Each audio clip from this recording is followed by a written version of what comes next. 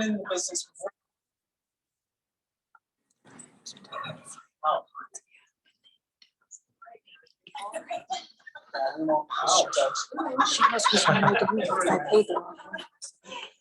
Now, here's a reality.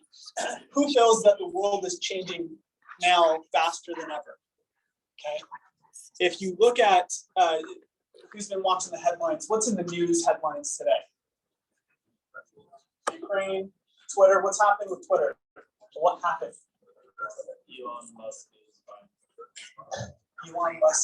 Elon Musk bought Twitter. Or at least they are in agreement moving forward on that today. What was it, 50 billion? 54 billion. It's a nice pocket change. So here's the reality. The world changes. That we know that. And during massive times of change, we have two options.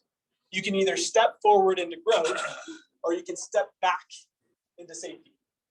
And this tends to happen specifically in our industry. Okay. Who's familiar with a shift? Who's read the book Shift? And obviously, if you haven't, you need to get into Becca's book club because that is super valuable. But we are in a shifting period. Who's felt like we're getting kind of a squeeze happening in our space right now, right? And so we're going to talk about that today. And Dean, if you'll go to the next slide, we have a really special, actually one more. We have an awesome panel of people who have been through a shifting market, people who, should I say, survived 2008? Should I say thrived through 2008? We're going to hear their stories and some of the tactics, the strategies that they used to safeguard their business during that shifting market. And so I'd like to invite our panelists up. We've got Amber Burke, Sue Ann Hoffman, Dean Crandall, and Bob Richards.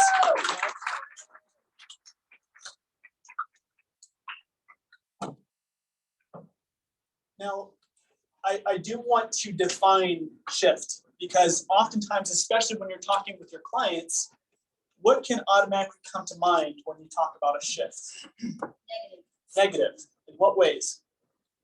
We think it's been really good, so a shift must mean it's going to be really bad. From crash, right? Oftentimes from, especially if you go back, so a little funny short story is I knocked doors for quite some time, for 7 years. And we had to ask the individuals that were buying the service or product with AT&T, DirecTV, or security systems for a debit or credit card to complete the process. And I cannot tell you how many older individuals who have survived, back to the Great Depression kind of timeline, or their parents were in that timeline, who said, "Oh, I don't use banks at all. I only use cash," because they still have that idea that another Great Depression is going to happen. And so I want you to just think about that as we talk about today. How many of your clients continually say, "I'm waiting for the market to crash, and then I'm going to jump into real estate," right? And so just be aware that you need to be a market expert and help them understand what's really happening. And one thing that we need to be aware of as well is this is probably what we've all been asking for. Who's been asking for the market to kind of slow down, right, over the last year? Who's been beat up with buyers over the last 12 months, right? And so we're going to dive into this, but I would love just to start, if each of you would just kind of give a brief overview of your story of when you got into real estate and why. So I sold my business back in 1993, and I was interested in investing in real estate. And so I went to real estate school, got my license in real estate at the same time. I also got my license as an appraiser because I figured as a real estate investor, you really need to understand values. And so I dove into doing appraisals and selling real estate for the first year.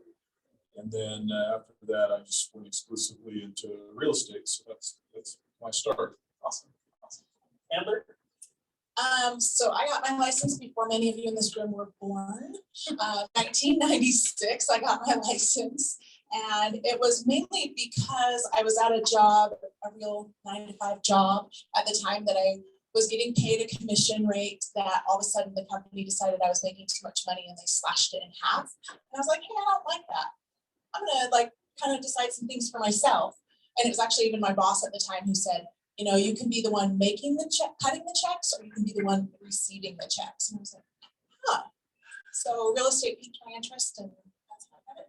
Awesome. Sven?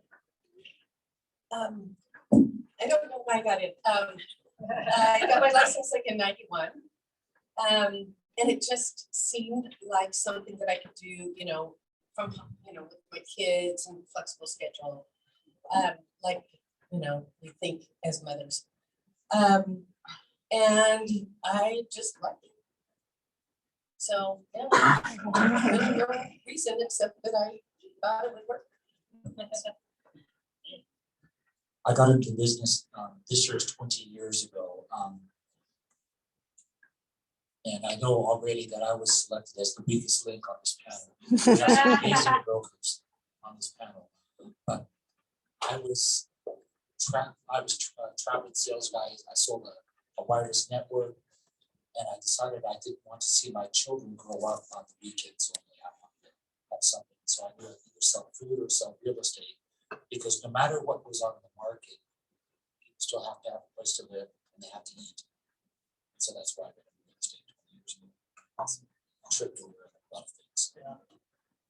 And the reality is that our industry is cyclical by nature. And if you look at historical, Bob, I'm actually going to have you kind of explain this slide, because this is the reality of our industry. So this illustrates the cycles of real estate, and I'm very familiar with it because I've been in real estate for almost 30 years. Plus, I was raised by a single mother who was in real estate, so I've been through all of these cycles in one way or another. So when I chose to get into real estate, I was fully informed that the market cycles. So I knew that what goes up must come down. I have to tell you, I have been expecting this next down cycle for a long time. It just every year amazes me that it hasn't hit yet. It's like, what is the deal? But this whole market is an adventure right now. I got to tell you, it's really kind of a mind-bending experience this cycle. Awesome. And here's the thing too is maybe we can talk about, if any of you can chime in on this, not to a specific individual, but what market conditions do we have right now that could indicate that we're heading into a shifting market? Inflation being, one, people are going to have, less expendable money. It's just going to start squeezing pocketbooks.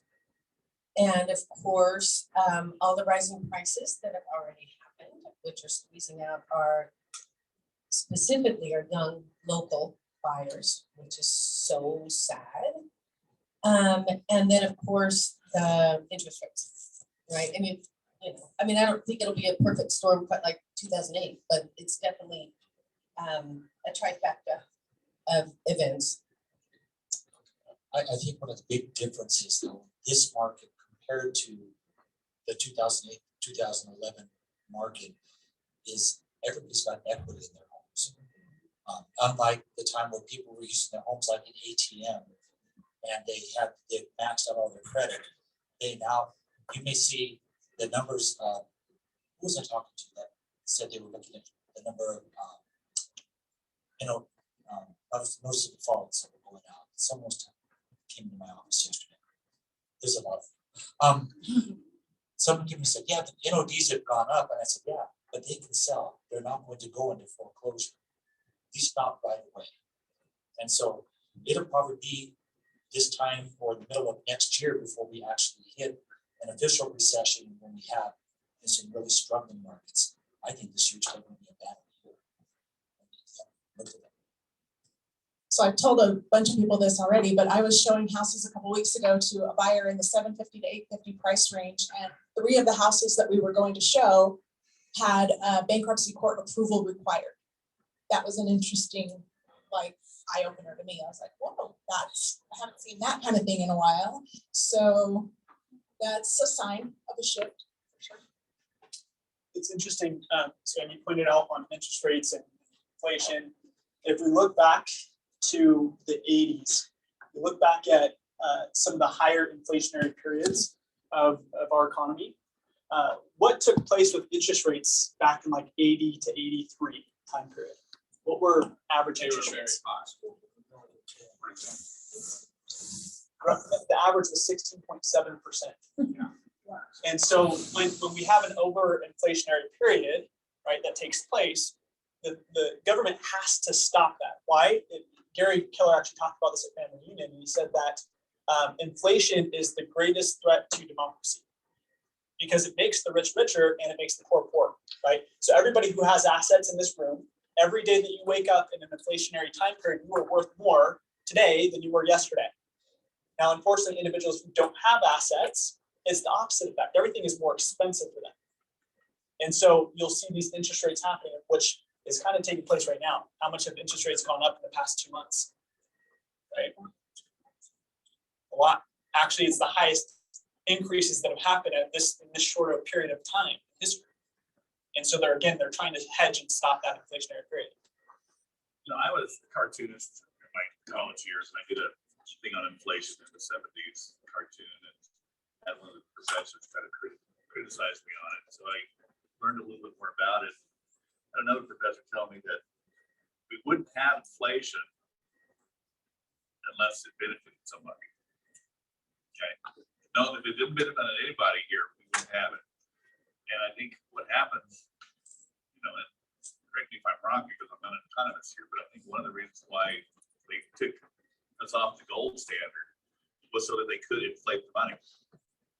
And, you know, inflation is a great way to pay off debt because your debt, you know, you have more dollars here, you know, you make more dollars here and you're paying off that debt that's over there. It's a way that, you know, the employers don't have to pay their employees that well because it looks like, oh, I gave you a raise, but all they really gave you was the cost of living increase there. You know, so there's definitely people out there that are making money off of this thing here, but hyperinflation is definitely not a good thing. So. Yeah, and that's the best thing to be aware of is that there is a specific amount of inflation that's actually healthy for the economy. It's important for the economy, but we're in a hyperinflationary period where it's actually getting out of hand.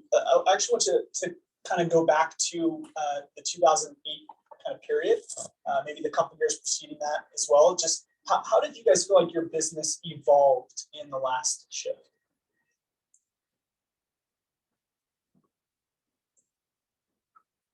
So Kim and I, luckily, we had decided to make a change. What year was that, Kim? We made that change. You don't know. We were running a real estate office in Salt Lake. I was the broker, and Kim was kind of the team leader. And we had decided to make a change. And so I'm kind of when I make a change, I do a lot of research. So I researched every major real estate company in North America to see which company would do the most to help us get homes sold. Because I've been in the business long enough to learn that 100% of your commission, 100% of something of zero is zero. If you can't sell homes, it doesn't do you any good to be with RE/MAX to get 100% of your commission. So anyway, we discovered Keller Williams. This is as we first getting a foothold in Utah. And so I did a bunch of research online. I talked to Keller Williams over the phone, and then we walked into the first office in Salt Lake, sat down with Lee Stern, and she just blew our minds. And I realized this is by far the best company. And that's what I found in my research. I discovered, in my mind, it was, from my research, it was the best company in the country at the time. And that was just confirmed with further research. So we came on board with Keller Williams, and then So we, our business took off. We were, it was great. We were doing really well with the help of Keller Williams. And then as the market shift hit, we had 5 deals under contract at the time, and we had a number of clients we were working with, and all of our deals under contract caved in. All the clients that we were working with vaporized, and we went 6 months without making a single dime. So it was devastating to say the least, but I knew it was coming, right? Because I'd been through cycles. So, we have lived lean. That's the key in real estate. Live lean, save money, because the down cycle is coming. And I knew that, so we were able to survive it. And we also got a great tip from our first OP of this office, Brad Lancaster. He said, kiss your wife goodbye and go to work. So to translate that for you younger people, kiss your it goodbye and go to work, right? Because you can't say wife anymore, right? Is that politically incorrect? Anyway, You can say it. you can? Yeah.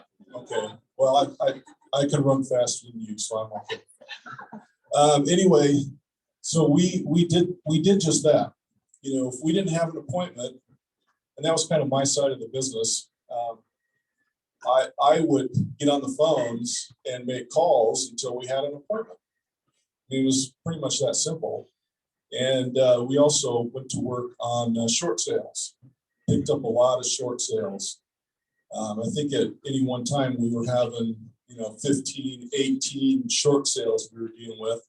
And the short sales weren't big money makers, but when you advertise short sales, they would bring in buyers. And so we were doing a lot of buyer business, which is a great site to be in at that time. So so we went 6 months without making a dime, and the next year was our best year ever in real estate. And then the year after that was our best year, and we just kept building our business. So that's how we survived. Kiss your wife goodbye and go to work. Thank you, Brad Lancaster. So mine was a little bit different. I actually, before 2006, I think 2004, 2005, I sold like 36 homes in a year as a solo agent with no admin. And I thought that was pretty dang good. But in 2005, we decided we were going to adopt a baby. So in 2006, around April, we went to China and brought home a baby. And that kind of changed my life, where I had to be a lot more intentional, because I was like, I actually thought, do I really still want to do real estate, or do I want to just take care of this baby that needs me and she only wants me? Like, she only wanted me for a long time, until she went to preschool. And then she was like, Mom, literally this girl would never go to anyone. She'd cry every time. And when we got to preschool, she got there and she looked at us, planned on being there the whole time. So I sat with a book in the corner and she goes, Mom, where are the other moms? And I said, oh, they went home, or they went, she goes, well, then go. I'm like, wow. So I realized that she didn't need me as much as she had before, but it had me be more intentional. I remember saying no to clients for the first time. Like, I don't have the physical or mental energy to deal with that. And for me, like, that was a big relief to be able to say, no, I can't take this very hard emotional transaction right now and refer it to someone else.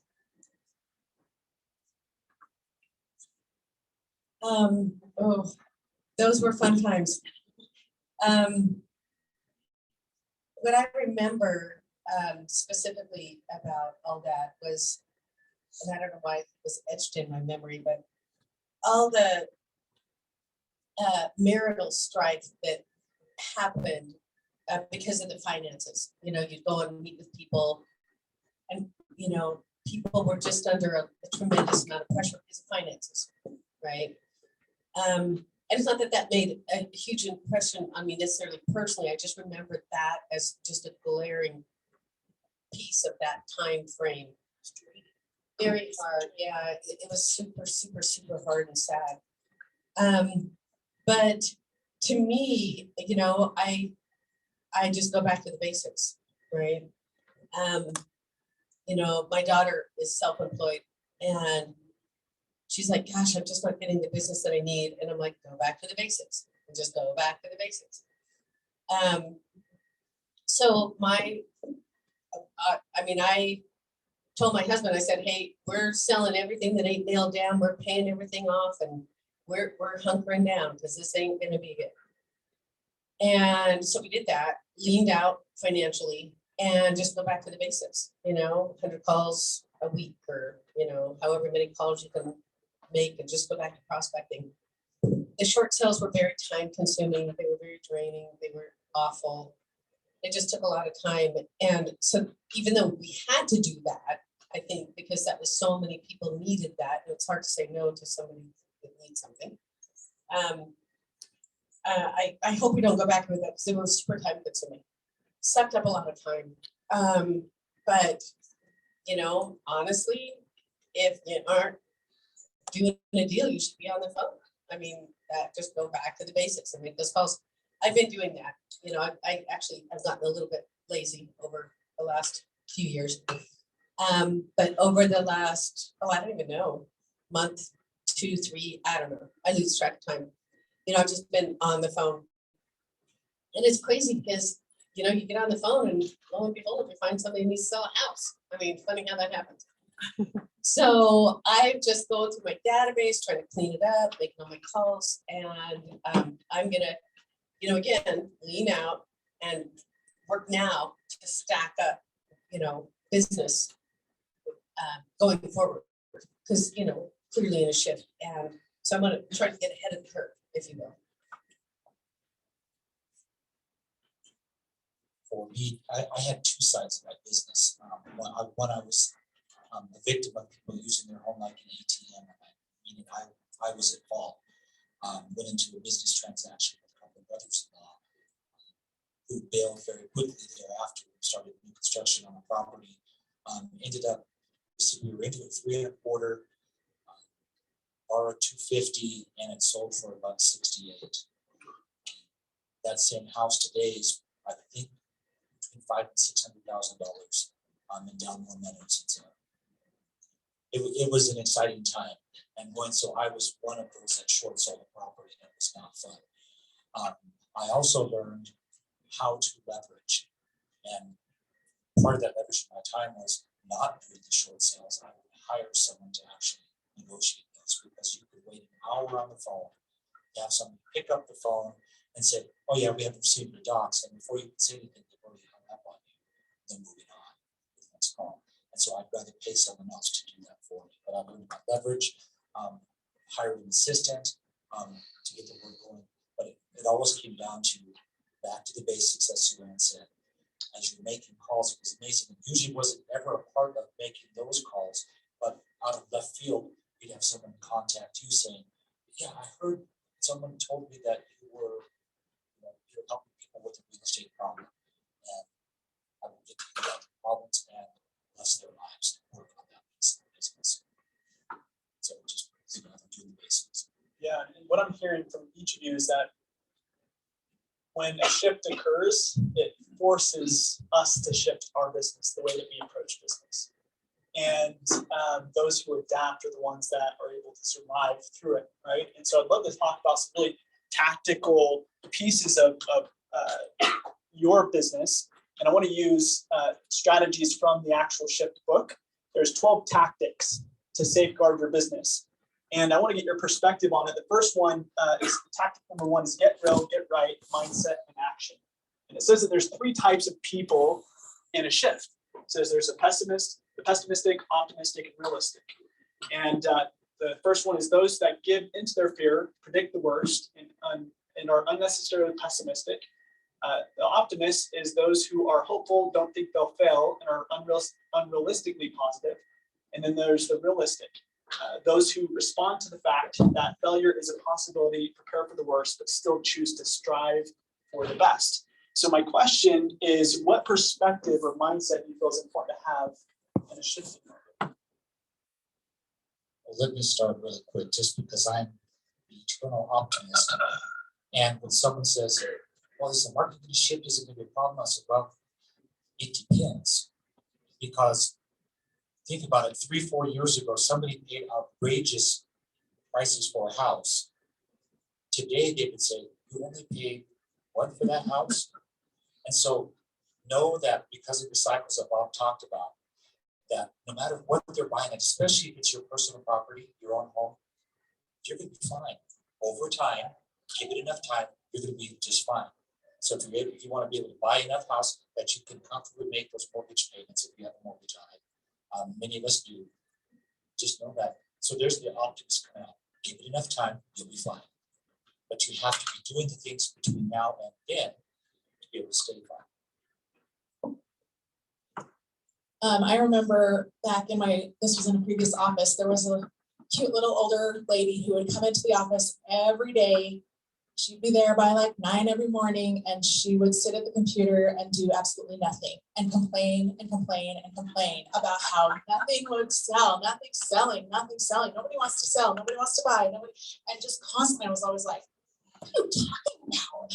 Like, so I was selling 30 something houses a year and by myself, and I had just no idea what she was talking about. But somebody said to me at that time, like, even though the market is changing, it's not, Dina kind of touched on it, it's not the end of the world.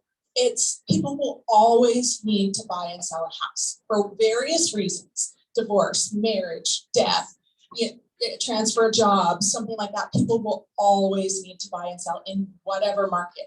So that was something that I had to just remember, like, she's crazy and their houses are selling. So I remember, after the last down cycle, there was a purge, and more than half of the licensed agents in Utah starved out of the business. So that's to be expected, and the strong survive. Those that are willing to work and know how to work are going to survive, period. And that's one of the great things about being with Keller Williams and having the best training in the business. You've got the training, all you have to do is throw in the work and you will survive the next down cycle. And that's exactly how we did it. We just rolled up our sleeves and went to work, put our head down and went to work. We weren't complaining about how things were changing. I mean, that's part of the business. Going up is a change, going down is a change. If you can't handle change, you're in the wrong business, because it's like the weather in Utah. Wait 5 minutes and it'll change. That's awesome. Yeah, it's true. And I weirdly love the changes and love the cycles. I think there's opportunity on the up and in the middle and on the down and in the trough. I mean, there's just opportunity everywhere. I mean, I just love the changes. I don't know. Maybe that's like I need therapy or something. I don't know.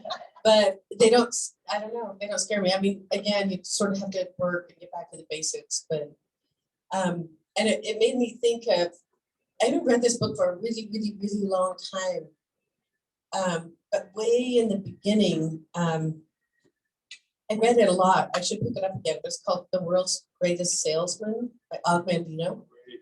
It was a great book. It was like my Bible. I disintegrated multiple copies, carrying it around and reading it, and just trying to get my mindset right. And for whatever reason, that book did it for me. There's lots of material out there. But just fill your head daily with something that inspires you. And then, I don't know, it'll be fun. It'll be a challenge. It won't be doom and gloom. And there will be a purge. There always is. What do we have, like 3,000 agents in Utah County or something right now? I don't know what is that. It's about that. There's 1.6 million students in real estate school right now. Right. Does anybody know how many agents there are nationwide? 1.5. Yeah, and that's too many. I mean, if you look again at cycles, I mean, there's not that many houses. Like, we're all not going to flourish. I mean, it's just a fact. But like I say, that's what made me think of that book again, because there's just some things in that just were etched in my memory about the survival of a salesperson, right? And I just I wanted to survive. And that's sort of where we're at again. you either want to or you don't. And can I just add, that lady eventually got out of the business and I sold both of her daughter's houses.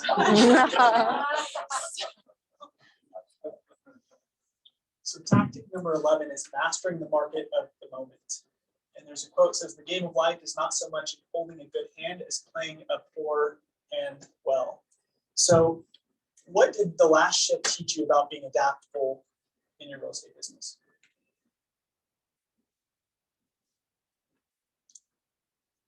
Just the one thing that I did is I literally talked with folks and say, hey, as you would prospect your SOI, I literally would say, who has a real estate problem? That may be the resource. I want to be someone to help them. And you've heard me say it a million times. I've already said it once or twice today. We are not about selling and buying houses.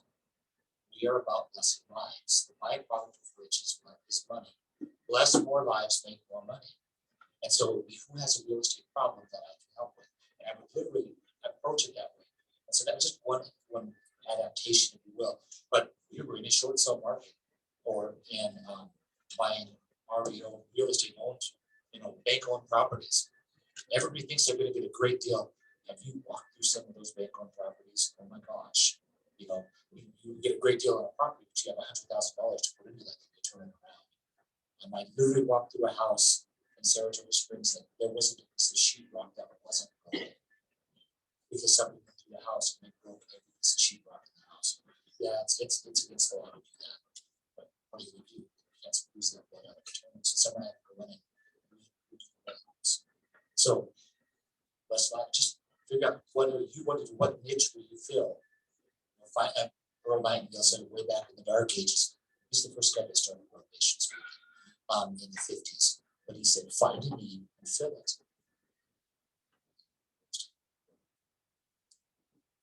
I think that in general, in my experience of life, now that I'm officially a senior citizen, I think life in general forces you to become flexible. Life is like yoga. It's like getting hit by a bulldozer and having every bone in your body broken. Life forces you to become flexible and to learn to adapt to changes.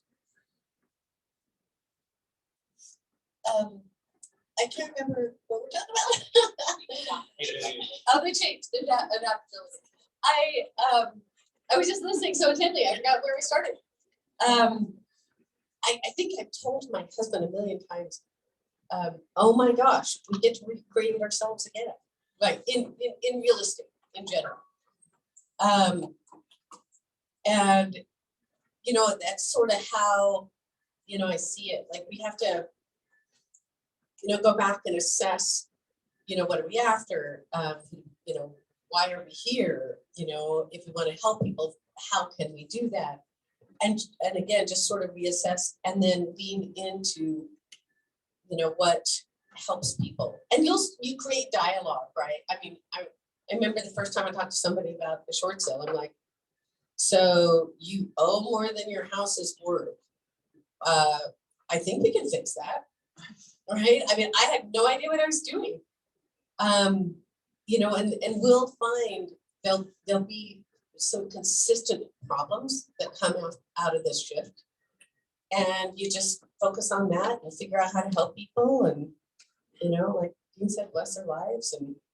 And even as painful as the last shift was, there were some really rewarding times in it. Like we fixed a lot of people's messes. At least I know I did. So. And I think I became a student of the stats where I hadn't before that. Like I really had to learn like what is going on in the market so I could educate my clients to really know how long is it going to take to sell your house on average? A year and a half. Okay, well, what do we got to do to solve that problem? There's a lot of things that, yeah, that was probably for me, just where I hadn't before. I kind of been pretty casual, learning and watching the stats more regularly. And that actually, Let me just really fast too. We talked about stats. This morning we had just over 3,000 homes available across the whole MLS on UtahRealEstate.com. Yesterday we had 3,200 homes available. So in one day, 200 homes went under contract. I think about 30 or 40 homes were under contract just in Newtown Valley overnight. I gotta go. And that leads to the last question. So tactic number 12 is bulletproof transaction. So if I had 8 hours to Abraham Lincoln, if I have 8 hours to chop down a tree, I'd spend 6 sharpening my axe. So I'm going to ask, what's the one thing? It's very simple. What's the one thing you would suggest agents focus on in this upcoming shift to really strengthen their business? I'll just go back to knowing the numbers. I know it's crazy. Every day I look at the MLS and I run those silly numbers that I've been doing now since 2011. And so I can go back and I can see the trends, how many homes are available, what is the absorption rate, and all that. It's 3 numbers. How many actives, how many are under contract, how many sold. And then once a month I have to adjust it so I can create the next month's numbers. It's not a hard thing, but it's just to happen.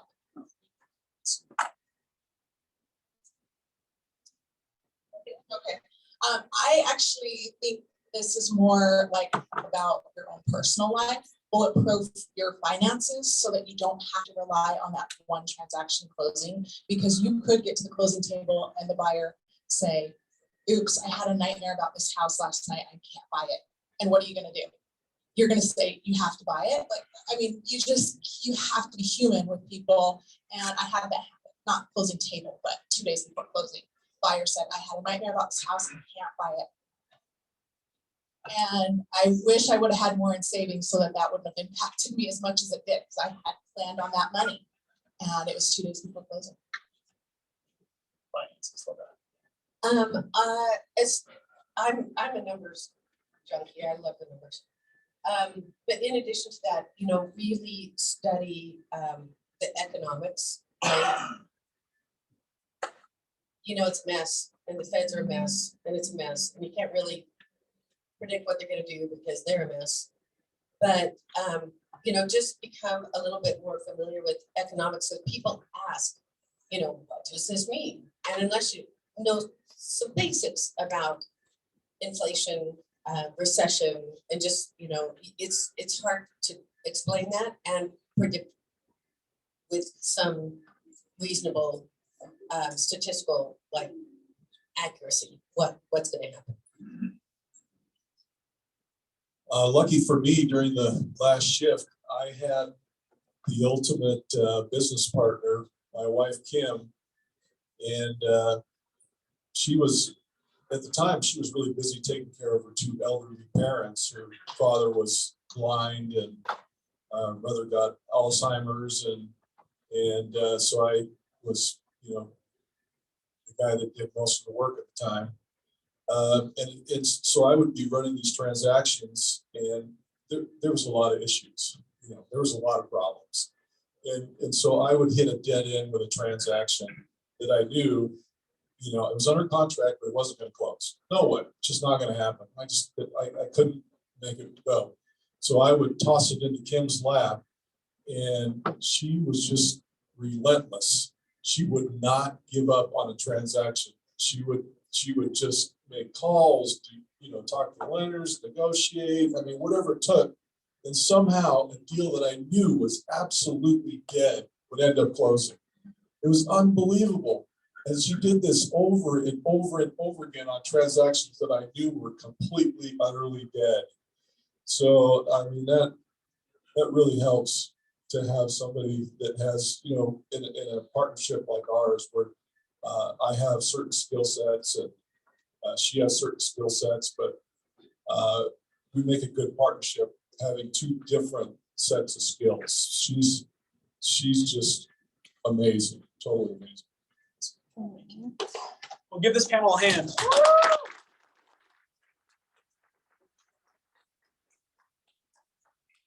We're going to have, we have a solid calendar that's going to be released for May, and we have some full workshops and some team meetings to help further this conversation on the actual strategies, tactics you can take to shift your business. And those who are prepared, you don't have to be afraid of a shifting market. That's the key. And in fact, if you look at all the past shifts that have taken place, Keller Williams consistently has exploded, not just grown, it's exploded during those times because we teach the practices, the principles that can help you get into business and stay in business.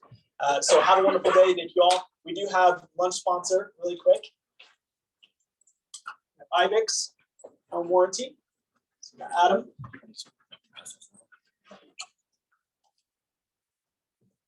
Hey, just a reminder, I don't know if I've told you guys before, I think I have. I was an agent for 18 years and 12 of those were at Keller. So this type of stuff I got to sit through and learn, and it was great. And I was an agent back in 08 and all that. And so it was great to listen to this today. So I'm Adam with IBEX. I just wanted to pass something out today, and it's this right here. And what I did is I just wanted to do something simple if you have buyers to give them, as opposed to a whole brochure. So this picture is just pulled right out of our brochure. So if you get our brochure, you can look at this. One of the things is I started this company with my brother Preston and Chad Holmes, who built Landmark Home Warranty. We wanted our company to be very, very simple, very, very easy. So what we did is we cover 6 things: plumbing, electrical, garage door, furnace, AC, appliances. That includes washer and dryer and refrigerator. And that's it. We don't cover swimming pools. We don't cover boilers. We don't cover hot tubs. We don't cover music stations and all that kind of stuff. We said, we're going to cover 6 things, but we're going to do it incredibly well. And what we did is everything that's in yellow, we cover 100%. So if anything breaks in there, you don't have to worry about exclusions, inclusions, what's covered, what's not covered, because that was what was frustrating for me as a real estate agent when I had to deal with home warranty companies. So we wanted to make sure we didn't do it. So simplicity is the number one thing that we want.